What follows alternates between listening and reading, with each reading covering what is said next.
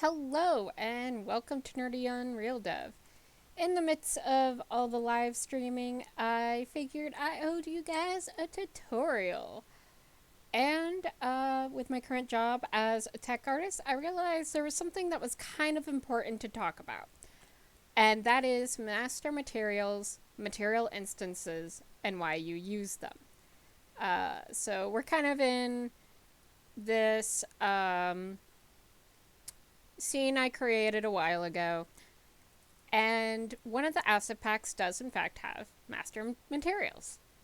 And this is a complicated one. You can see you got some math, normals, all sorts of parameters going on, texture colors, all sorts of things. Vertex painting.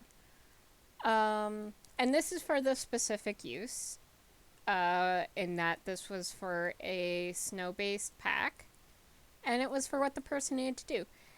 And what this allows is for tech artists or whoever's in Unreal,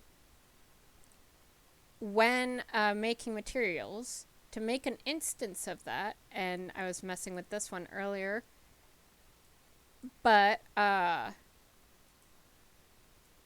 you can make an instance, typically, sorry for all the uhs. Right click, create material instance, and you see a whole bunch of instances here.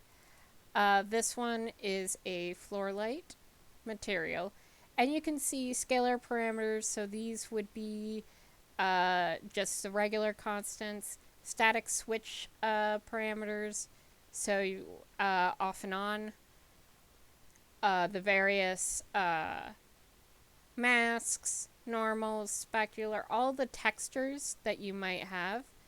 And you can also do things like change the color. So, and the reason you would do it in this way is because when you have a whole game, okay, at the beginning, the game loads up all the materials, models, textures, etc. Except it doesn't have to. And what I mean by that is that rather than, say, for the first scene, loading up everything, what you can sort of do is, by having the master material, it loads up the master material. And then from there, it loads up the instances as it needs them. And those are only referenced as they're needed and destroyed when they're no longer needed. This is kind of a weird explanation. It sort of makes sense when you think about it in the context of the blueprints. So say you had a blueprint of a pickup item, okay? So, your various, like if you have a crafting game, your various, like, sticks and whatever. You could have it so that you have the blueprint for the blueprint for pickup materials, and it calls the materials and meshes for all pickups. That is, or you could have it so you have the blueprint with what the pickup is supposed to do, and then you have child blueprints that calls upon the specific meshes and materials and textures as they're needed, and then destroys them when they're not.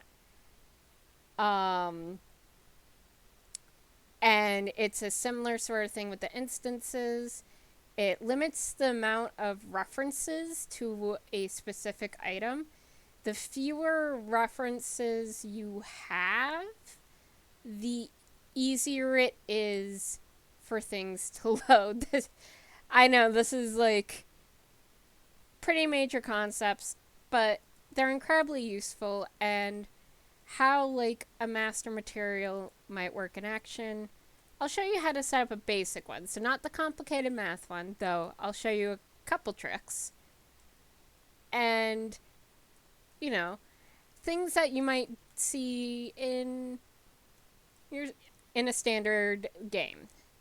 So I grabbed the cut stone from the starter pack. When you bring in the texture samples, it gives you errors if there's nothing in. So grab that. And what's going on here is I have it multiplied by a constant 3 vector, so a color, and that way I'll make it so that you can change the tint. So I'm right clicking on the constant 3, convert to parameter, and might call this color tint. Now something else you can do is under here in group, you can actually put it in a group. So I can call this group color. And then we go down here to the texture sample of the diffuse or albedo or whatever. Convert to oops, not a texture object. You don't want to convert it to a texture object in this case. Convert to parameter. Just call this base color. And because I made a group, I can hit the drop down and color. And you'll see what this does when I make the instance. Over here, we'll turn this into, oh, I already made it into a parameter. We'll call this group normal. And I'm going to show you guys something really cool. And yes, I am admittedly pulling up a screenshot because sometimes you forget how to do things and you have to Google how to do it for the millionth time. It happens. That's why I try to make these tutorials as Googleable as possible. Anyway, so I type in mask. What we want though is a component mask, which allows you to select a couple components. In this case, we want the red and green. Why? I'm going to allow you to increase the strength of the normals. And you'll see what that does in a moment. Just know that the blue in a normal suggests flatness. And then the red and green are where you're getting the bumps in a way. So yeah. So we grab the red and green. We're going to multiply them. And then and now we're going to right click, convert to parameter, normal intensity. Did I spell that right? I think I did. Group normal. And then we're going to grab an append vector. If you're ever looking at like someone's material blueprints and you see append, what it is append vector. I know that can be confusing. Grab another constant, 1, and we're just going to plug that in to normal. Now obviously multiplying by 0 is 0. But let's have some fun. I'll do something that's really obvious so you can see the difference. So this is what it looks like now. And if you really increase the like intensity of it, you get something more like this. Drop that back down to 1. So that, and then 100. So you can really start to see various grooves and whatnot. That may have been more subtle originally. This is important in cases of kind of like the water shader I was talking about, where the normal intensity does affect one of the things I was doing. That's a whole complicated thing. So, got your normal intensity, This is what's supposed to be. We're going to, you can do this as a texture sample. It really depends on how you're doing your textures. If you're doing them packed, if you're doing them, you know, it depends. But in this case, just because we only have 2 maps, we'll just convert this into parameter, metallic, I think it is in a good habit to sort groups, and you'll see why in a moment. Roughness, especially if you really do get into like the really big mathy things. But yeah, so we got a few parameters here. Save it.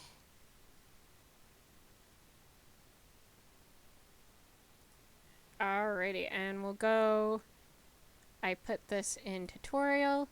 So we're gonna right click, create material instance. MI is one way of putting it, material instant. MI standing for material instance instead of M. So MI, and we'll say brick. And now, because I put it into the groups, you can see this group's the color. This is the normal. And you see the parent. And like, if I can grab brick. Maybe I want to grab clay old.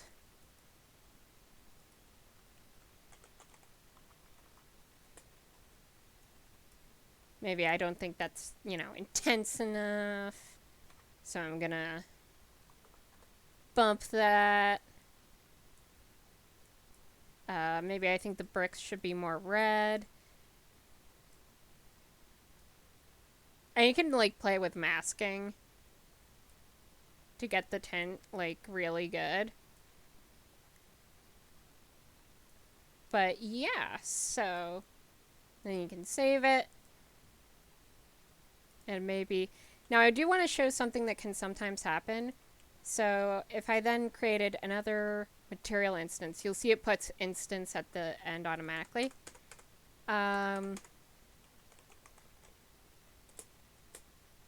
What you'll see is it'll say the parent is MI brick, which is technically true, but I feel like it's good to have the actual master material.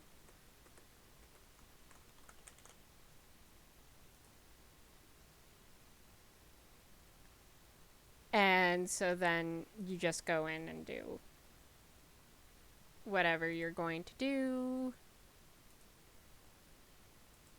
Make sure your normals match up, otherwise it can look weird.